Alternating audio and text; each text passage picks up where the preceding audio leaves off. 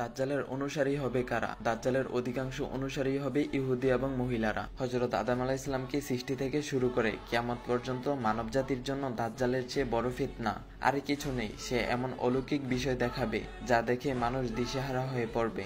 দাজ্জাল নিজেকে প্রভু এবং আল্লাহ হিসাবে দাবি করবে। তার দাবির পক্ষে এমন কিছু প্রমাণও উপস্থিত করবেন যে সম্পর্কে নবী করিম সাল্লাল্লাহু আলাইহি ওয়াসাল্লাম অনেক আগেই সতর্ক করেছেন। হাদিসের মধ্যে এসেছে, সে মানুষের কাছে গিয়ে বলবে, আমি যদি তোমার মৃত পিতামাতাকে জীবিত করে দেখাই তাহলে কি তুমি আমাকে প্রভু হিসাবে মানবে? সে বলবে, অবশ্যই মানব। এই সুযোগে শয়তান তার পিতামাতার আকৃতি ধারণ করবে। পিতামাতার আকৃতি ধারণ করে এসে বলবে, হে সন্তান, তুমি তার অনুসরণ করো, সে তোমার প্রতিপালক। কিন্তু মুমিন বান্দাগণ এসব দেখে বিভ্রান্তিতে পড়বে না। মিথ্যুক দাজ্জালকে সহজেই চিনতে পারবে এবং আল্লাহর প্রতি তাদের ঈমান আরো বৃদ্ধি পাবে। কিন্তু দুর্বল ঈমানদার লোকেরা বিভ্রান্তিতে পড়ে ঈমান হারাবে এবং তার দলে অংশ নেবে। হাদিসে এসেছে, দাজ্জালের